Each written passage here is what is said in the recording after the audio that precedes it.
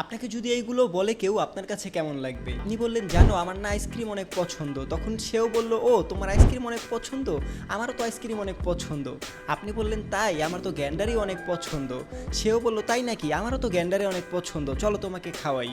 মানে সে না পারে যে গ্যান্ডারি আপনার উপর নিচ দুই জায়গা দিয়ে ঢুকিয়ে দেয়, খাইয়ে দেয় আর কি। সে আপনাকে এমন পাম দিয়ে কথা বলবে আপনি তার ফ্যান হয়ে যাবেন। আর এটাকেই বলা হয় তার রেক ক্যারেক্টার, যাদেরকে বলা হয় গিরগিটির ফুফাতো ভাই। যখন আপনার কাছে থাকবে আপনাকে এমন পাম দিবে আপনি কোন সময় ফেলে যান বলা যায় না। তার পুরো অ্যাটেনশন আপনাকে দিয়ে দিবে, ফোন ধরবে না, অন্য কোনো জায়গায় তাকাবে না, শুধু আপনার সাথেই কথা বলবে। এই জন্যই একজন রেকের সাথে সবাই কথা বলতে পছন্দ করে। এখন আপনি যদি একজন রেক হতে চান তাহলে 3টা পয়েন্ট আপনার মাথায় রাখতে হবে। নাম্বার 1, আপনি তার সঙ্গে কথা বলার সময় আপনার আবেগ প্রকাশ করুন, মানে আপনি কি অনুভব করছেন এটা তাকে বুঝান। নাম্বার 2, আপনার কণ্ঠ এবং তার দিকে যে চাহনি এবং শরীরের যে একটা মুভমেন্ট, এগুলোর মধ্যে আত্মবিশ্বাস দেখান, যাতে তার মনে হয় আপনি সত্যি সত্যি তার কথা মনোযোগ দিয়ে শুনছেন। নাম্বার 3, হাসি খুশি থাকেন, যাতে আপনাকে দেখলে মনে হয় আপনি তার সাথে কথা বলে খুবই খুশি। তো দেখেন, যদি আপনার মনে হয় আমার সাথে কথা বলার জন্য সকলের অপেক্ষা করা উচিত, তাহলে এটা ফলো করতে পারেন। নয়তো অপেক্ষা করেন, এর চাইতে ভালো ভালো ক্যারেক্টার আস্তে আস্তে সামনে আসতেছে।